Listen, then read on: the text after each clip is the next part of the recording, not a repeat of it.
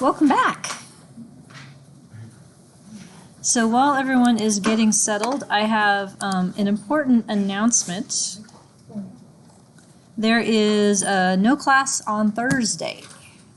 So what happened is my uncle died and I have to go to Hastings, Nebraska for a funeral. So I will be out of town. I also looked at the data set for your guys' homework and saw how few problems have been completed, as well as the number of questions I've gotten, and made an executive decision yesterday to extend it for a week. So nothing due this week. You have until next week to work on your homework as well, and I wanted to take this time in class to review, clarify, and make sure that everyone is feeling good about it before I head out. So that was my plan for today. So do you guys like equations? Pictures? We like equations? Ish? Pictures and equations? Okay. Let me see if I can work with this here, because I wanted to go through the homework and just make sure that we're sort of on the same page with respect to what goes into the models and how we create the variables, because a lot of the problems have been as a result of that. So, all right. So here's your first picture. I have homework 3 pulled up as my point of reference. So section 1 is making sure that you're able to get the proportion of variance in each of our level 1 predictors. So here's my picture.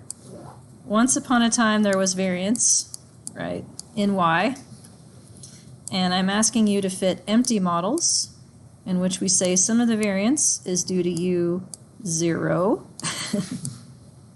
and some of the variance is due to E, right?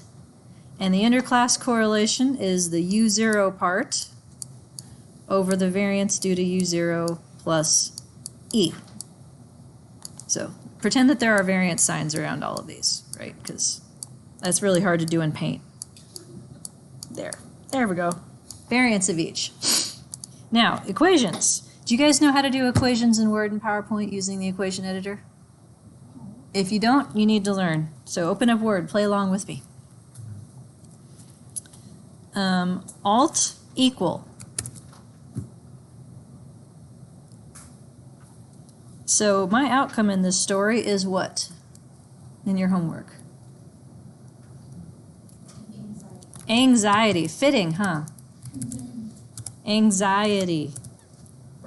Anxiety needs some subscripts. Since these are persons in centers, to do subscripts, you can do underscore. I'm going to go PC, person in center, hit the space bar, and it jumps in like that. Nice, yeah. Equals. What else goes in my level 1 equation? What comes first if you're using my notation and that of your textbook?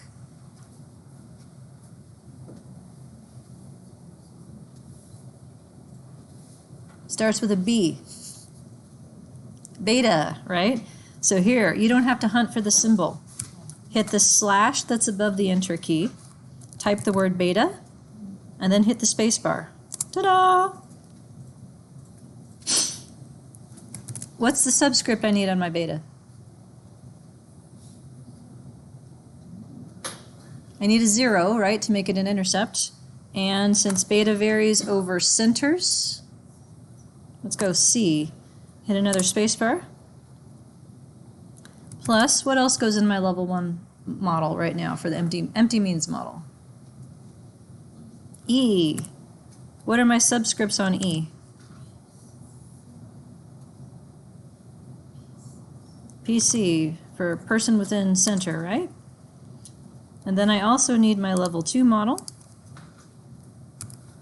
Hit return. Hang on. Let's get everything and move it over so we can see it better. There we go. Level 2 model. Stop that. Beta 0C equals. Now what do I need?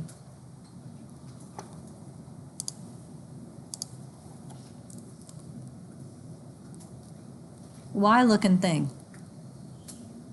Gamma, yeah, slash gamma. Hit space, there it is. I get to 0, 0. Plus U. What subscripts go on my U? 0, because it's beta 0. And C, 1 for each center. All right, there's my empty model. So to estimate this, we would treat each of the variables in section 1 as an outcome, get the interclass correlation from my variance of the random intercepts over variance of the intercepts plus variance of the e's, right? Good so far? Okay. Next questions.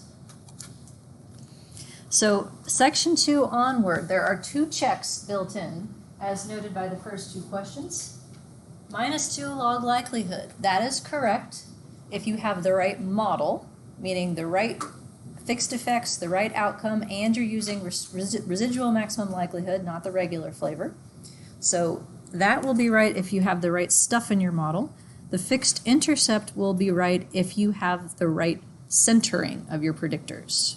So I'm asking you to add the fixed effect for years of experience of the center director, but per the instructions up above, all level 2 predictors such as that need to be centered at 5. So in my equation, I'm going to pick up another gamma. What subscript does it get?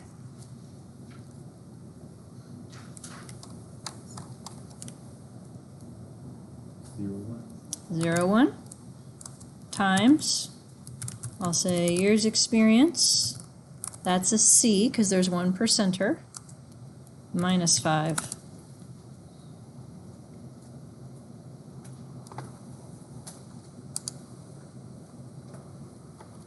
So then we get the estimate for it, a specific effect size, and a total variance accounted for.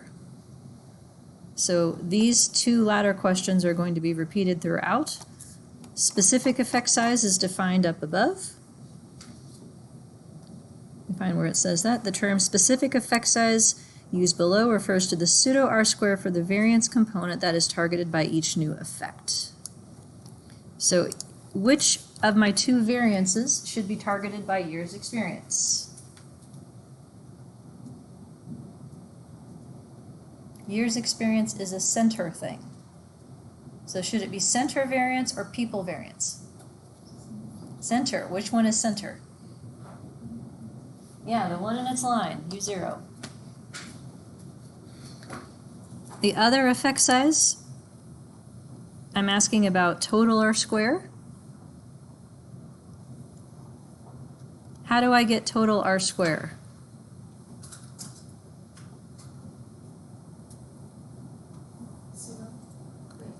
Not pseudo, total.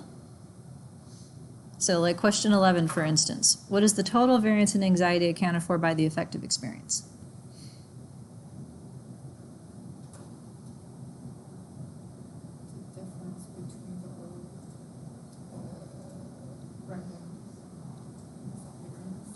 You're thinking of a specific effect size. So pseudo R square for the intercept. The old minus the new divided by the...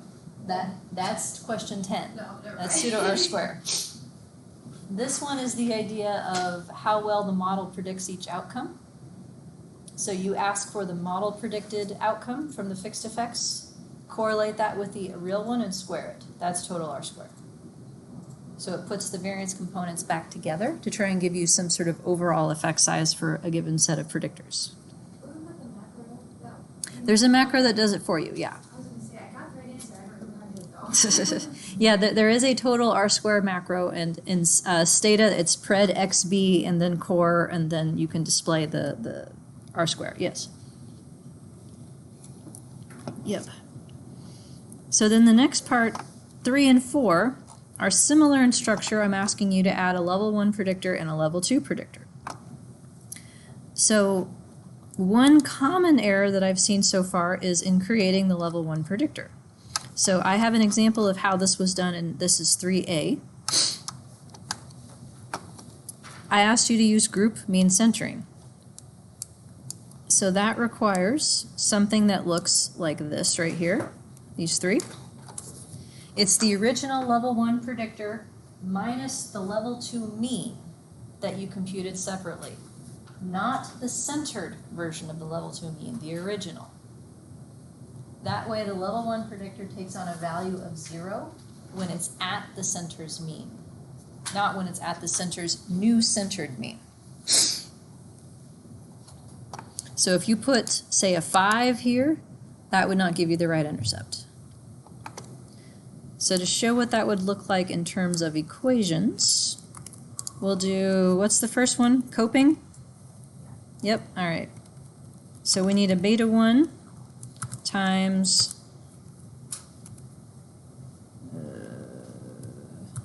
no, not lowercase. There we go. We'll say it's cope PC minus, and this is where I don't know how to do the keyboard shortcuts, so we'll add the, look for the mean, there it is. Group mean cope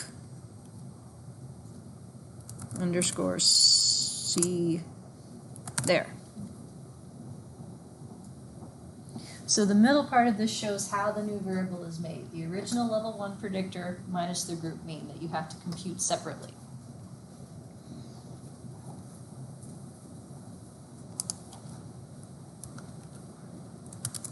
No.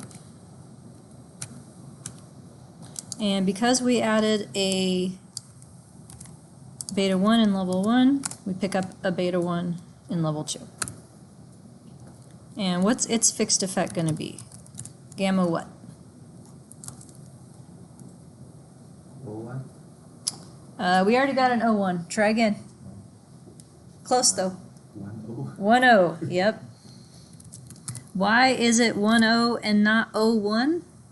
Because we're predicting beta 1. So the first term gives a 1. And this is the jumping off point of that. 01 means it is the first term of beta 0. So we added the within fixed effect.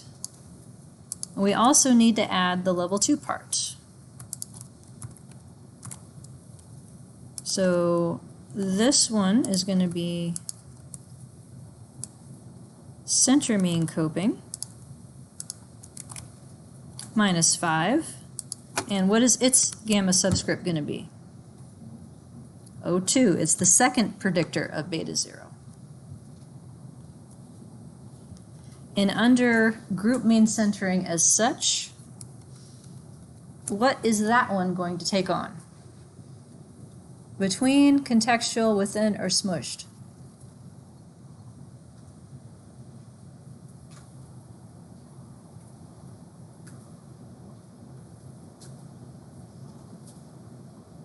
Four choices. Between, contextual, within, or smushed. This is between. This is why I like this approach the best. Because this predictor only has between center variance, therefore its fixed effect can only be the between center effect. This predictor in level 1 only has within center variance, therefore its fixed effect can only be within. Would it be smushed if you had just cope PC included in that? Yes. It would be smushed if this were the only thing in the model. If it was this paired with this, then this would be within and this would be contextual instead of between. And that's considered smushed? No, smushed is when you don't have a contextual effect. If you put in cope all by itself, then it has to do the work of level 1 and level 2 simultaneously. Yep. Okay. So in terms of specific effect sizes for these things, the within effect that goes with level 1 coping, which variant should it explain? It's your coping relative to the rest of your center. Within, people variance, E. How about between coping? Between, random intercept. Yep. That's comparing schools to schools, right? Centers to centers, yes. Yes. Centers this time, schools next time, but whatever. Yeah. So if some centers are filled with better copers, then the whole center's anxiety should be explained. That's that idea. Next section, very similar, except now we have stress as part of the story.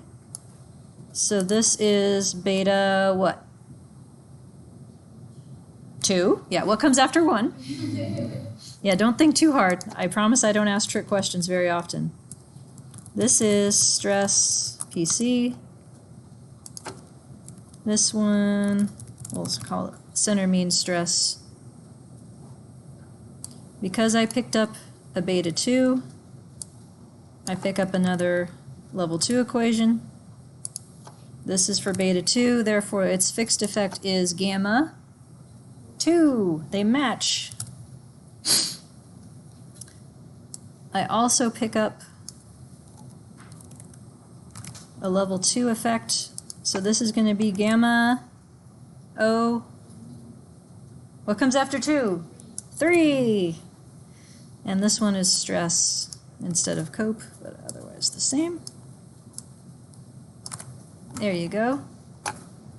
See, to all the people who have to learn LaTeX because their advisors don't know how to do this, take that. Word can write equations just fine. It didn't used to, but it can now. And this is set up the same. This is only within level variance and stress. Therefore, its fixed effect is the within stress effect. This is only between level variance and stress. Therefore, its fixed effect is the between effect.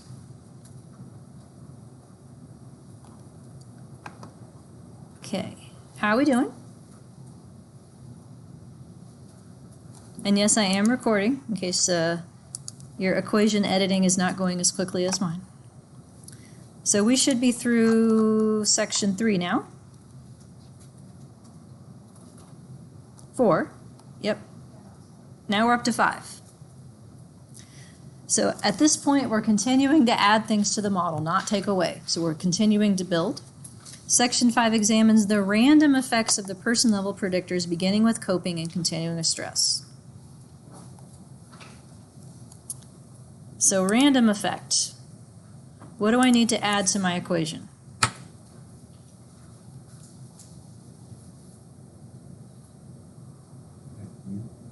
I need a U. Where does it go?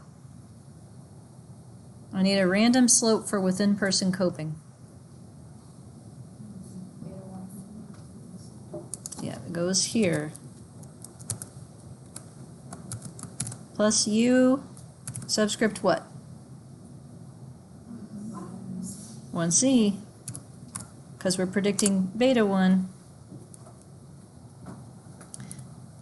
So this shows up on your output as a new variance.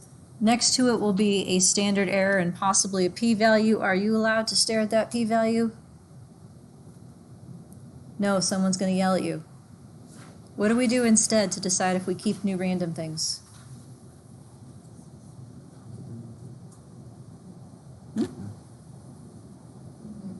-2, -2 log likelihood. What is that thing called? The difference in -2 log likelihood. That procedure. Likelihood ratio test. So it's either a ratio of the likelihoods or a difference in the -2 log likelihoods. And it's LR test and Stata will give that to you, and I wrote a little macro in SAS called fit test that will give that to you. You can also use chi-dist in Excel. Back to pictures.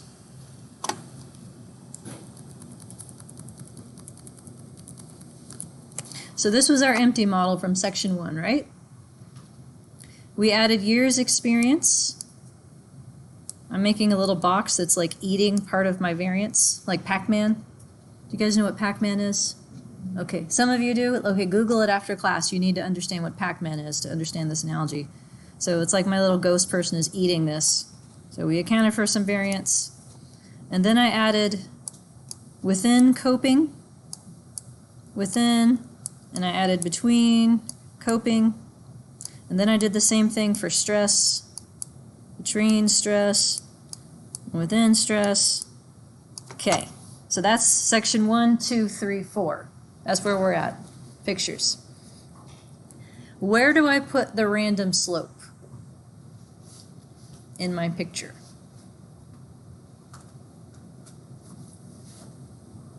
Is it another box that eats one of my variances? Or is it another variance? It's another variance. What ends up happening is that this variance splits, and part of what was left goes over here, U1.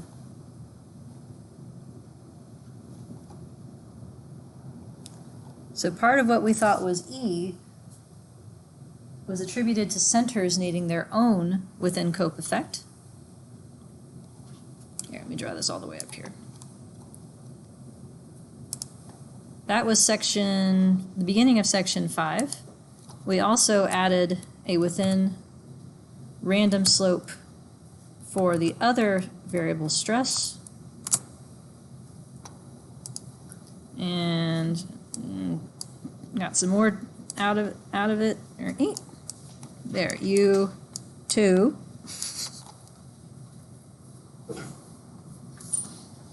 No wonder I failed art as a child. Oh well. There's a reason I'm drawing these random effects as circles. Anyone know why? Because they're latent variables.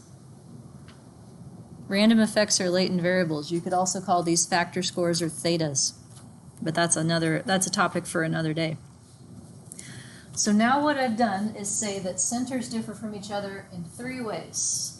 In their mean level of anxiety at a certain point, in how their people respond to relatively more coping than other people and relatively more stress than other people. So this is one of the homework questions. This U1, this is a level 2 variance, right? It is a level 2 random slope variance in a level 1 effect. So that's a level 2 parameter. It's the difference between centers in the within coping slope. So U1 is the idea that each center needs its own. Its model parameter that goes with it is the variance across centers. So when I add this U1 by itself, how many model parameters have I actually added? Just one or more than one? More than one, because what comes along with it that's not shown in these equations? Covariance with the intercept. Today, or possibly next time, you'll get to see where that shows up in matrix equations instead. Then when I add U2, I add its variance and what else? How many covariances? 2 this time. Every time you add a new random effect, you have to add the covariance with the random effects that are already there. So I pick up a covariance between U2 and U1, and U2 and U0.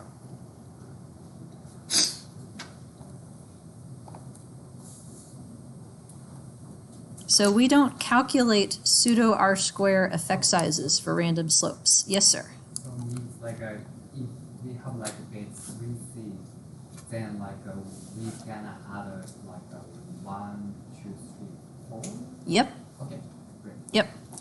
Yeah, there's a handy dandy trick on the random line. The number of things listed is the number of degrees of freedom for the test.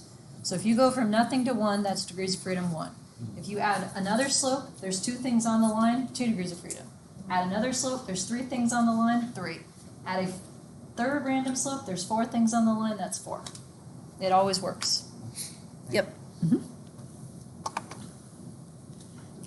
For this section, since it's beginning with moving and then continuing with stress, Mm-hmm. are you asking us to, because I was kind of having a hard time lining it with examples, am I supposed to be doing more than one model? More than one model, we start with this one, leave it in, and then pick up this one too. So this is by the time you're finished with section 5. Hey, where did you go? There you go. This is what it should look like. You should have both in the model at the same time. So the random line would, if you're in SAS, would have intercept and then each of the within variables. If you're in Stata, it would be your nesting variable, colon, and then each of the slope variables, because intercept is assumed. I'll have like different iterations of my model, and each iteration I'll add another variable into the random. Yes. Well, that makes sense. Yeah, just like on the fixed. You just keep stacking them up on the model line for the fixed effects. Yep. Yeah, except it's where it says random. Yes. For fixed, I didn't write anything there. I just left it like this. It was the same. Should I have included something? So it depends. So whenever we're adding new variables, we're adding new fixed effects. So like when we added this, that's a new thing on the model line. When we added this, that's another new thing. If you're only adding random, then it's the random slopes that go with the fixed slopes that are already there. So the model line that has the fixed slopes would be unchanged. It's only the random line that gets changed. Okay. But it's the opposite in the previous scenario, because where we added coat, or what was the one after coat? Where we added Stress. it was like you still have your center level one for experience, and then you did coat, and then you have to run another one with where you added the stress in, but you're not changing anything where it says fixed. It just says fixed dash and then your code.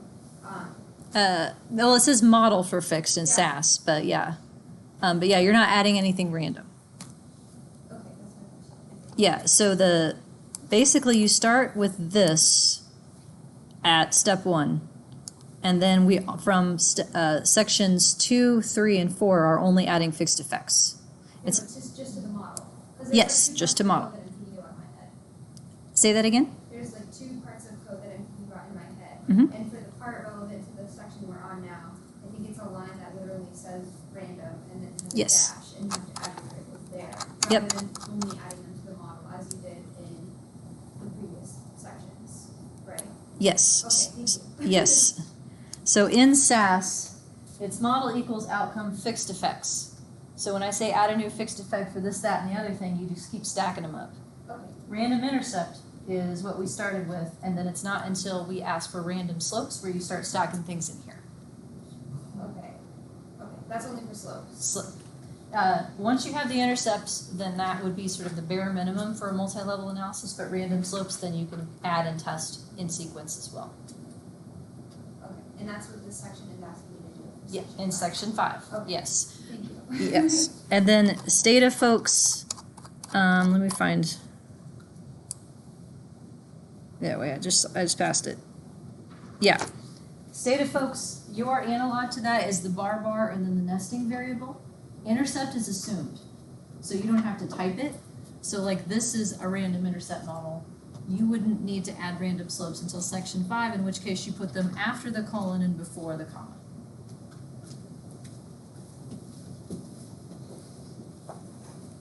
Okay, is this helping at all? Yes, 100%. Okay. All right, so section 6, dun dun dun. The question is about moderation. The extent to which people with better coping are better able to handle the effect of stress on anxiety. Note that fully answering this question will add a total of 4 new fixed effects to the model. So how does coping moderate the effect of stress? That's the question. Moderation means what? Interaction terms, yep. So there's 4, right? Would you like to hear what they are or be surprised? Bonus for coming to class? Yeah, why not? So let's do the same level ones first. So a level 2 interaction between those two. Between center coping, between center stress. That's 1.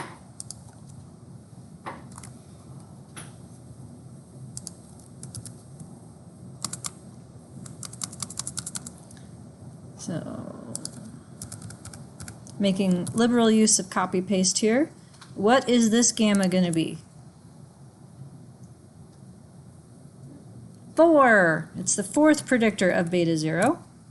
Okay. So this is an interaction between two level 2 variables.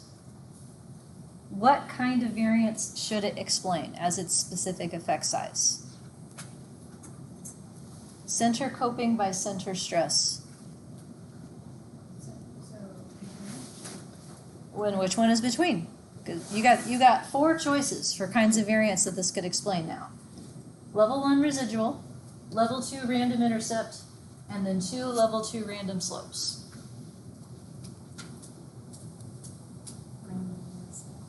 Yeah, random intercept, the one in its line. Interactions among level 2 variables predict level 2 random intercept variance.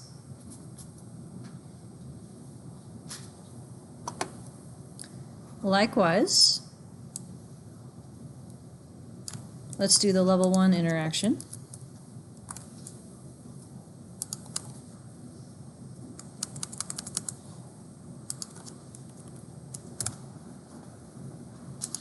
This is going to be beta what? 3. Because I added a beta 3, what else do I need to do?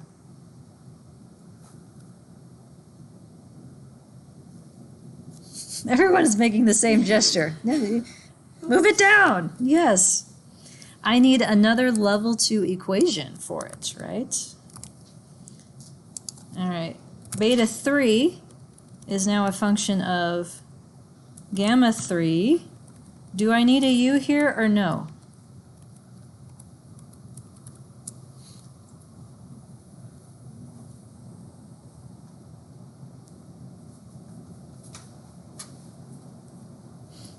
Try and make it so we can see all of this at the same time. There we go.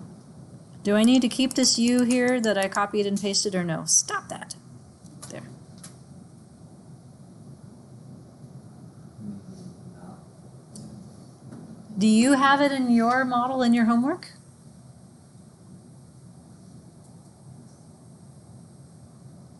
What is a u? that's what, It's a between random slope. level 1 though, so. This would be the idea of a random interaction term. Did I make you do that? No. Could I have? Yes, but I didn't. I've never seen one of those in practice, but it's theoretically possible. So no you there. Just the fixed effect. Can you explain again why we don't? Just because it's not between. It's because it's not random. Okay. So we added a fixed effect for the within level coping by within level stress. There was nothing in your instructions that also asked you to test the random effect.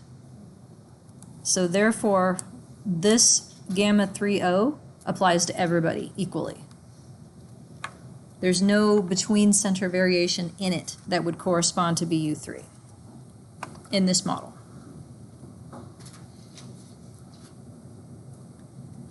Now, specific effect size.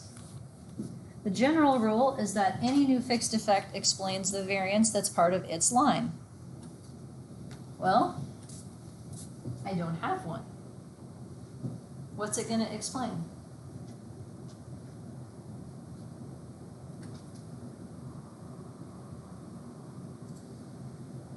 Well, trace it back. Where does gamma 3O go back to? Beta 3. Where does beta 3 go? Right here. What's in that beta 3 line? E. Within cope by within stress is a level 1 interaction. It's a person thing. It explains person variance. Back to my picture. I've got, here's my within, or excuse me, here's my between by between box. I'm going to add my within by within box over here.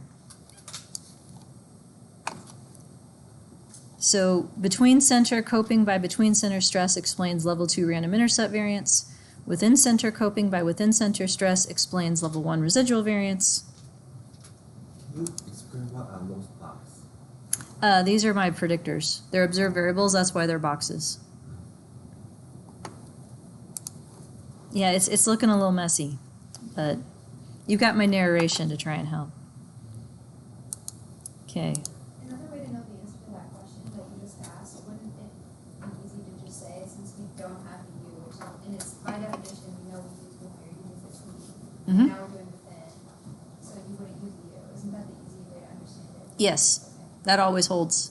Okay. If there's no variance in its line, it comes out of E. Yep. Okay. Other questions? We got two more. The cross level. Cross level interactions are between a level 1 variable and a level 2 variable. So how about between stress by within cope? Where does it go?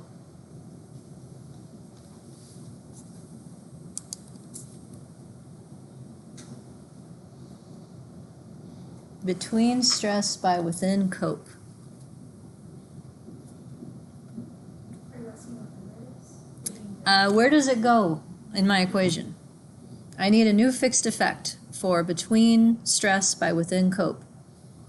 Do I stick it in the level 1 model, in the level 2 model for beta 0, level 2 model for beta 1, level 2 for beta 2, or level 2 for beta 3? Between stress by within cope.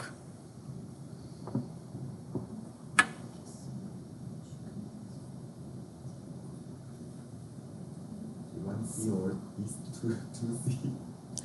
You're voting for 1B or 2C? Yeah. Or I mean either one of 1C these? or two.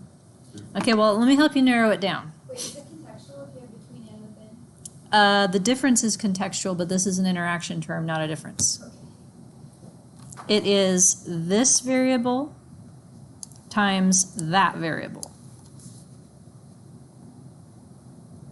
Just one. Hmm? Isn't that both levels though? So I don't know how to answer the question. Uh-huh. It is both levels, and that's why it's tricky. So that since it's both levels, that means we can rule out two things. Beta 0 is only level 2 things. So it can't go there. Plus, we already put 1 there, right? This is where between stress by between cope went. Likewise, level 1 is only within things. So we put within cope by within stress. Excuse me. Actually, I highlighted the wrong one. So what I want is between stress by within cope.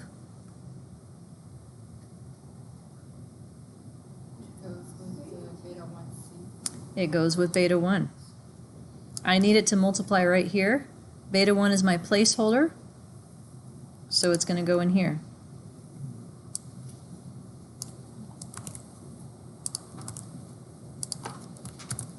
Plus gamma, what do I put here for the subscripts?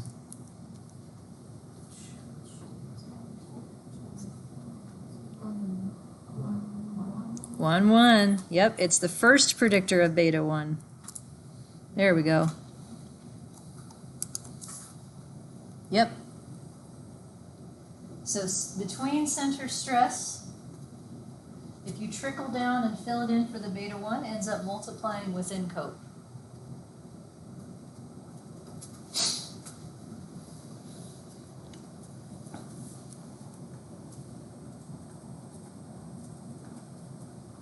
What was the reason that, or how did we know that we could do it in that one but not the second one? Because I thought they were both very separate in that one was within and one was between. But This if is- we just put it into the within. We put it as an interaction with the within variable.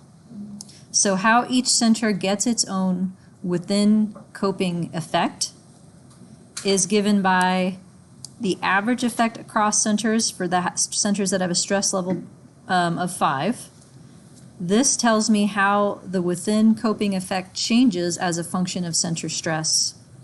And then even after allowing different within coping by stress, this is the difference between the center slope and the one predicted by the model. So all 3 of these things end up being multiplied to create the slope for this within variable. And we couldn't put it in the second, we didn't have to put it in the second model also because we would be duplicating the U's, right? Since the top one doesn't have a U yet? The top one has an E instead. This is level 1. Yeah, I know that, but you wouldn't wanna put, this one has level 1 and level 2 is what I'm saying. Mhm. So you can't put it in the second one because you're not, then you don't have any level 1, it's just level, you have 2 U's, and it doesn't even make sense. So to put it in the top one, it does. Is this the top one? Yeah, This is only level 1 variables. but then we're gonna add it to that, right? Yes, but it goes in as a placeholder. So all the level 2 variables end up showing up here via placeholders. Beta 0 is all this stuff. Beta 1 is all this stuff. Beta 2 right now is just 2 things, and beta 3 is only 1 thing. But the only variables that go into the level 1 model are within level 1 variables. The only variables that go into the level 2 model are level 2 variables. Through substitution, they join back together into the composite. So this anxiety line, this should only have level 1 predictors in it. This beta 0 should only have level 2 predictors in it. And likewise, this should only have level 2 predictors in it as well. This first part is the level 1 fixed effect. And then this is how the level 1 fixed effect is moderated by any level 2 predictor. Is the interaction considered level 1? The interaction is cross-level. If it's a level 2 by a level 1, it's cross-level.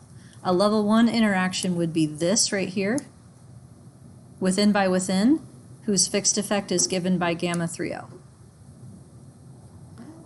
Between level interaction without the level 1 interaction and level 2 interaction. I mean, could I do this between level interaction by itself? Yeah. Sure. No, I mean the cross-level interaction without the between and the within. It's like only put gamma 1 1 without. You could, but that's a little weird to me. Okay. So there's like a sequence. Yeah, so the reason that's weird is that you would be allowing the within stress effect to be, or excuse me, you would be allowing the within cope effect to be moderated by center stress, but not the between cope effect to be moderated. So it's like you're doing half of the moderation that's possible for the variable, and that to me is weird. But statistically, there's nothing wrong with it because you're just assuming whatever you're leaving out is 0. Same as usual. So we added this one right here. This is our cross-level interaction of center stress by within cope. What's its effect size? Which variant should it explain?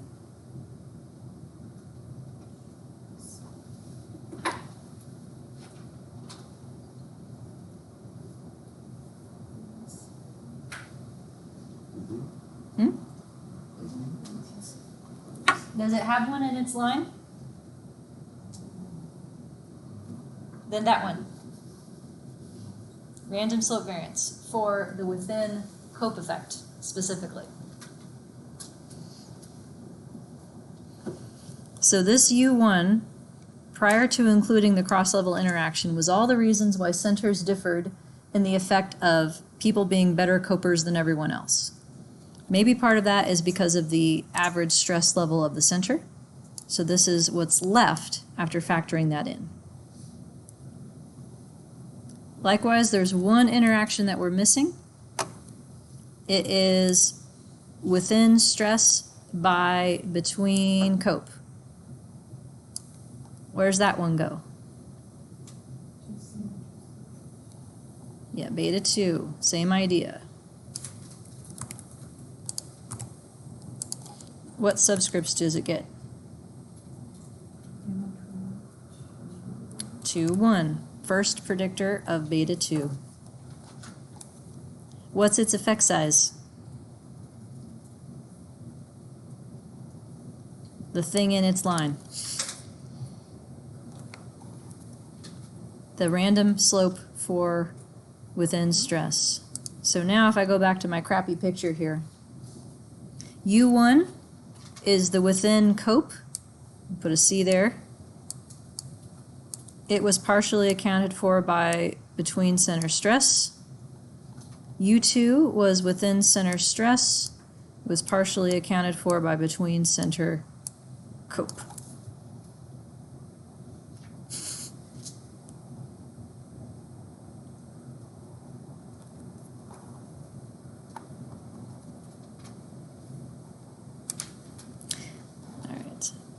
How are we doing? Here, let me put this back up again.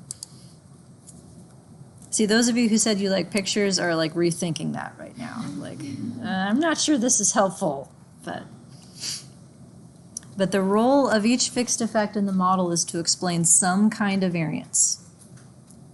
The hard part is figuring out which one.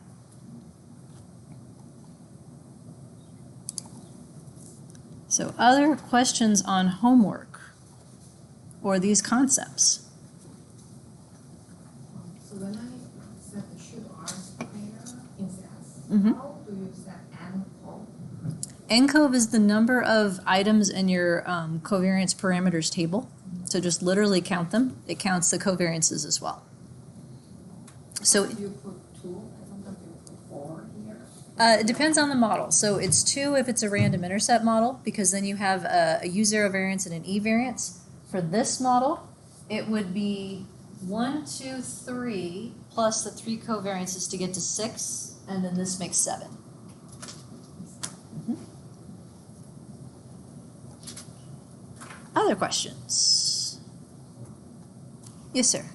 I just want to make sure like the interpretation of U1C and U2C. So like if you go back to the like your drawing figure, so U1C and U2C is originated from actually E. Yes, they did. Right? Individual. Yeah. Level 1 variance. Yeah. So it's originated from level 1, but like now like we understand that as a level 2 variance. Mhm. Like okay, so In that's this, a little bit like still. I think I understand this formula still, but still like intuitively like a little bit struggling like a level 1 variance become level 2 variance like how so it's in the same way that like I could have just said that this once upon a time was E, right? And we pulled U0 out of it. This is the big secret of multi-level modeling, is to keep pulling piles out until what's left is independent. I mean, that it works just like it's conditional regression. I can show you a picture that might help. Go back. Actually, it's a picture that we've seen already, but returning to it, why the random slope variance comes out of E. This picture. This is slide 8 in lecture 3B. So imagine in this panel B, if we didn't have the colored lines, we only had the black line. Okay? So if I were to try and calculate the deviation of each bubble from this black line, right? The difference between the line that's predicted and after accounting for the shift in intercept, so like if all of these lines were parallel, E would be the difference between there, like in this picture over here. But if the parallel line doesn't fit, then E is going to be too big as a result, right? So like if I look at this, this red line here, say, this red line is because this group needs a flatter slope. So if I had a red line that matched the black one, then the E's would be bigger than if they're deviating from the red line. And so part of what we're calling E is individual problem is because it's deviating from the wrong line. If the group is falsely assigned the same line, E's are going to be bigger than if each group got its own line. And so the difference between the lines is masquerading as E.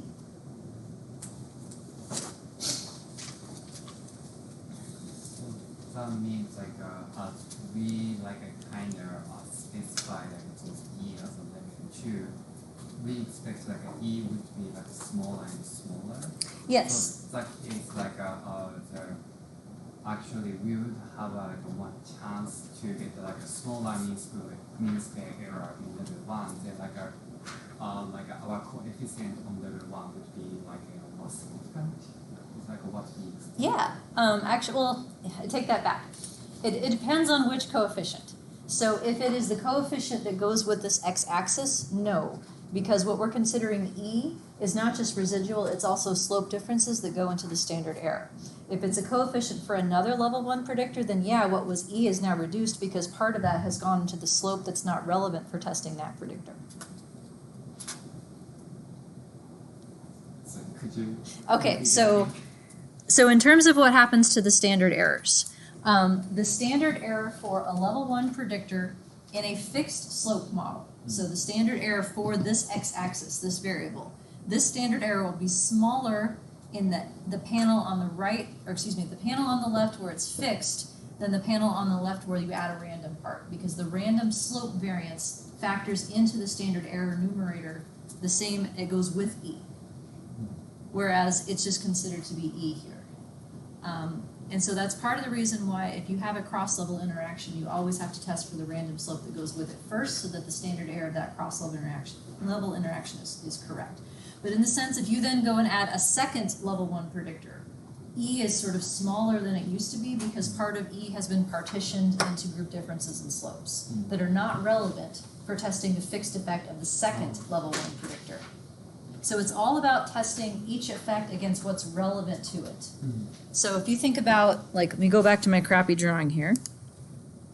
So this is level 2 right now, and this is level 1. So in terms of testing things that go to level 1, like why are some people different than others if that is the only relevant variance for testing level 1 predictors? Like, it can't predict why some centers are different from others because that's not relevant to it. Thank you. Sure. You can see the same principle in the picture on the left if you ignored the different lines. So like if these different lines weren't here, all you had were the colors. Like these green E's would be correlated because they're all below the line.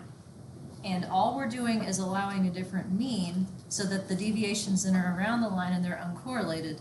And so we have a different variance component that's attributable to that correlation. It's capturing the dependency. So this picture is 2 kinds of dependency, intercept and slope. So on your reading list there is a Wrights and Sturba R-square article. They have a slightly different perspective and they count slope variance as explained variance. I actually was action editor on that article and I made them clarify their position on it because I just theoretically don't agree. Because when we take out these U's over here, this is all the reasons why some centers have different slopes. We don't know what those are. So I can't call that explained. What I can say is that it's something about the center. Like it's not complete error, it's like error for a reason, but to me it's still error. So slope variance to me becomes another kind of variance to be explained, just like intercept variance is to be explained and residual variance is to be explained. It's just that we have a better handle on what created it. It has something to do with this variable and group differences in the slope. So it's the reason you say that it's more latent. Actually, we could image like a kind of like a factor things or like it's like a latent like a variable and like it's Yep. S and C. Yeah, I could do this as a structural equation model if you wanted me to. Okay. Yeah. Yeah. Thank you. Yep. Yep. So yeah, piles of variance. That's the website for my book. Did you guys know that? I have a longitudinal textbook, and all of the materials for it are on a website called Piles of Variance. That was actually a birthday present from my husband several years ago, because that's what quant nerds give each other as gifts, as domain names. That year I got lisahoffman.com and pilesofvariance.com. But this is why, because these are like piles of variance. And so they're different kinds, right? So E is all the reasons why some people have more anxiety than others within the same center. U0 is all the reasons why some centers have higher anxiety on others. U1 is all the reasons why some centers, it matters more if you're a better coper than other people. And U2 is all the reasons why in some centers it matters more if you're more stressed than other people. Piles. Dependency. 3 sources of dependency in this model related to observations nested in centers. Cool, huh? Cool, yeah. Not cool? I think I needed you to draw, actually, because now I have a better. Oh, so you like my crappy picture? Well, you know what? I don't have just a crappy picture. I actually tried to make a decent picture, which is a lovely segue, I think, for this. See, I tried to make a better picture. Yeah. This is lecture 3B, slide 41. So I'd like to pick that up since we have better pictures in here. This is using the story that was in the slides about reading. Is what lecture? This is 3B still. Yep.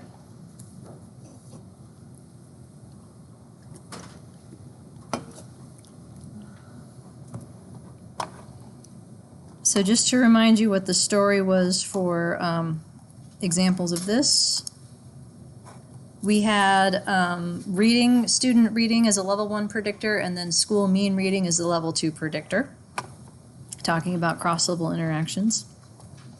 And pictures/equations/predictions. The idea of how multi-level modeling handles dependency. This is slide 41 of lecture 3B. So do you guys know what the word handle means when people use it? What does it mean? Tiangpeng, what does the handle mean? You don't know what they're talking about. That's what it means. So popular uses of the term handle, SEM handles missing data. Multi-level modeling handles dependency, right? When people invoke handle, they don't know what the hell they're talking about. So I want you to know what the hell you're talking about. So this is the story of the piles of variance. So how is dependency handled? The idea is by making new variance components that build a compound prediction. So once upon a time, there was an E. And E has multiple colors in it for multiple levels of variance. So we split E. Now this picture is actually upside down relative to what I just drew, so I apologize for that. Level 2 is on the bottom, so it's like in the order you see the equations. So we have how much of E is due to between group mean differences, and how much is due to within group mean differences, right? So far, so good.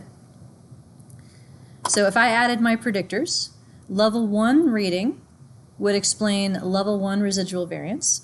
So the effect of reading more than other people in your school could explain why your outcome is higher than other people's in your school. Likewise, going to a school where everybody reads a lot could explain why your school has a higher mean than other schools. Cool. Now, what's going on behind the scenes? Invoking only a random intercept means you're saying that there's only one kind of dependency. What's dependency again? What does that word mean?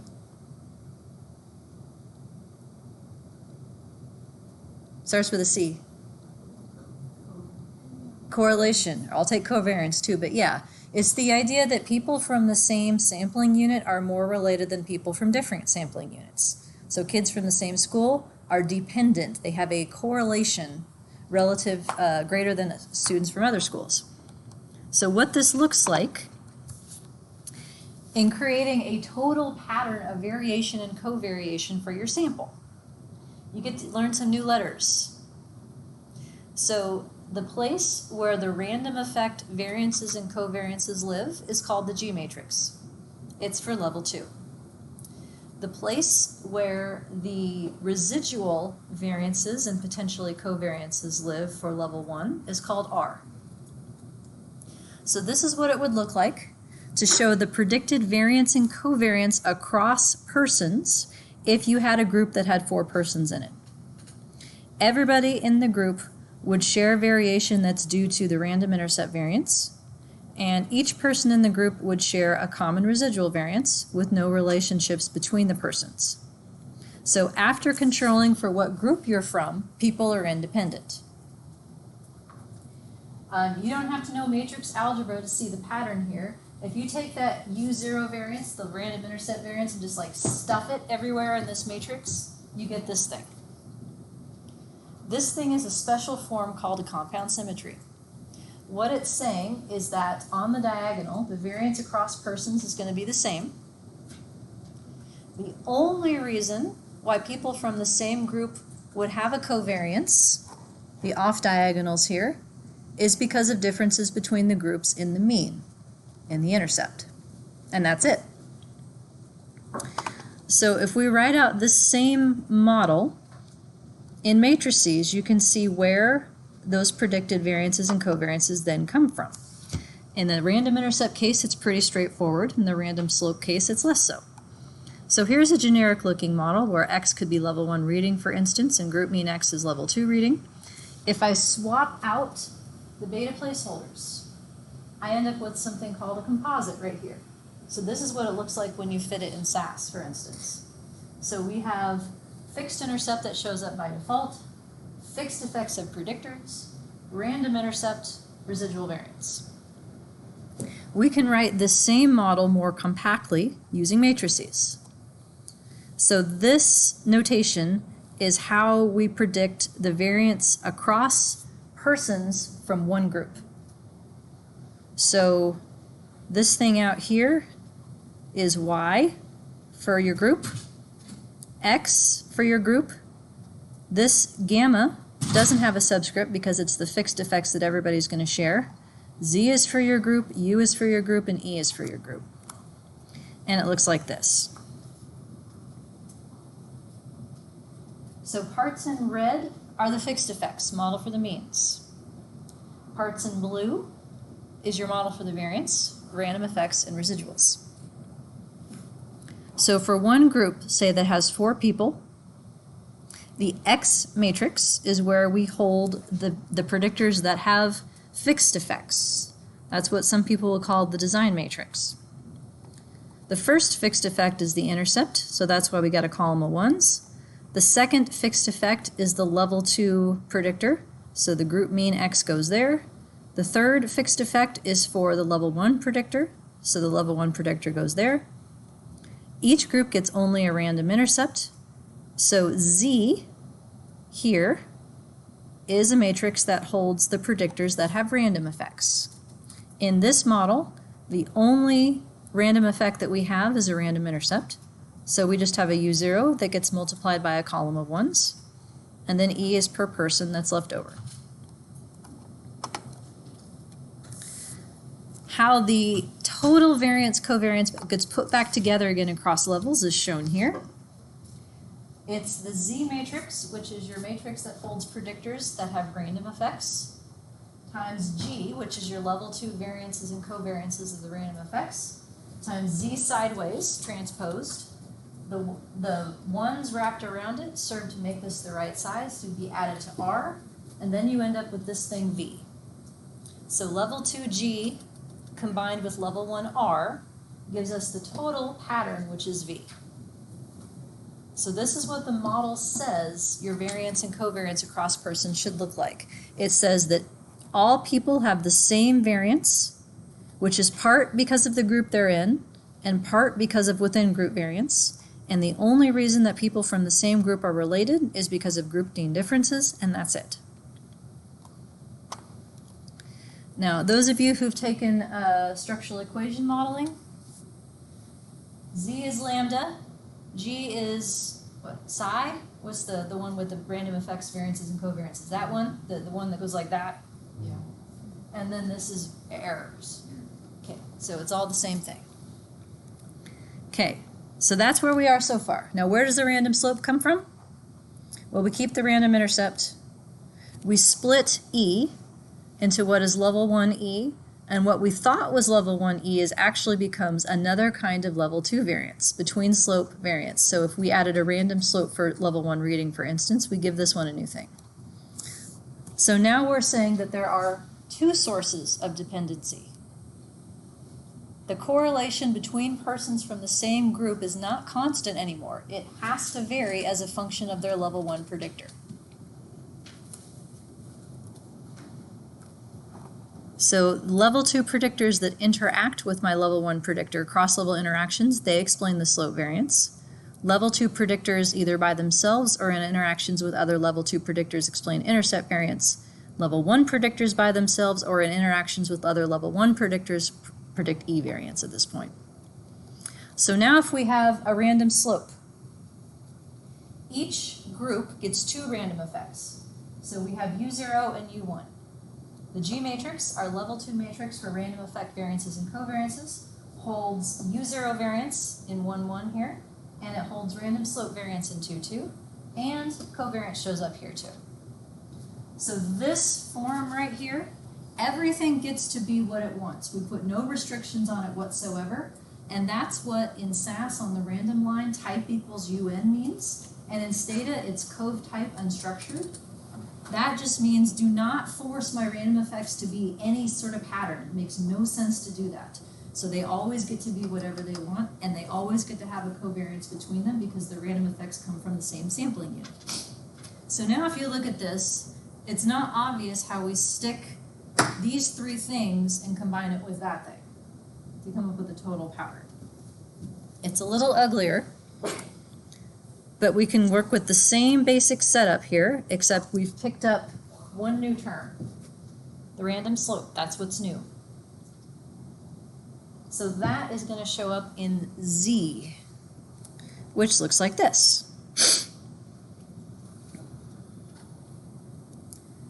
So the difference, after we've added a random slope, U1 shows up in here.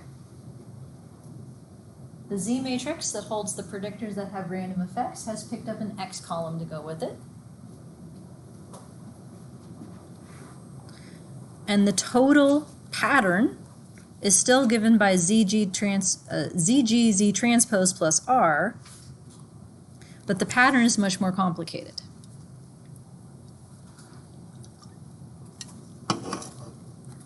And why do I have a U0 that's just like floating out here? Go away. I did not mean for you to be there. It's like an Easter egg in my slides or something. But do I expect you to memorize this? No. Will the software be happy to give this to you? Absolutely. But the point that I want to drive home is that the total variation for any person is now a very complicated function of their values on the predictors that have random slopes. What this model is saying is that we have heterogeneity of variance across X. Likewise, we have heterogeneity of covariance of any two people. So how correlated two people from the same group are predicted to be varies systematically as a function of their values on the predictors that have random slopes. So it's a complex pattern of relationship that's non-constant anymore. So this is how multi-level models handle dependency. By making a new pile of variance, by making a random intercept pile, you're saying that people get to be correlated from the same group in a constant pattern. By then adding another level 2 random effect for a slope, you're saying that people from the same group get to be correlated in a non-constant pattern that is dependent on the values of that predictor with the random slope. So your model has a particular type of dependency now specified and predicted. Unfortunately, there is not an easy way to see whether or not it's the right pattern. There's no absolute fit as there are in other types of models like SEM. But it is a pattern, nonetheless, that is capable of being wrong. So is there any situation that you absolutely know the pattern is not, like objective? You have to test new things and see if it helps. It's like shooting in the dark. Like if you hit something, good for you, but you have no idea what you're headed for. So if we put it together for people from two different groups, right? Let's say this is a prediction from two groups. This is what your software actually builds. I got 4 people from group 1. I've got 4 people from group 2. This pattern where I have a chunk of numbers and then a chunk of zeros is known as block diagonal. The reason why I have a chunk of zeros on the off diagonals is because groups are supposed to be uncorrelated. The correlation is among people from the same group, not across groups. If groups are correlated, I need a third level to introduce correlation between groups from the same third level unit. So putting it all together, you end up with a different little pattern. The number of people within a group can differ because the model will predict a pattern of variance and covariance across each of them in one combined fashion. So Z is per person, G is global across the sample, R is also global across the sample in what we're doing.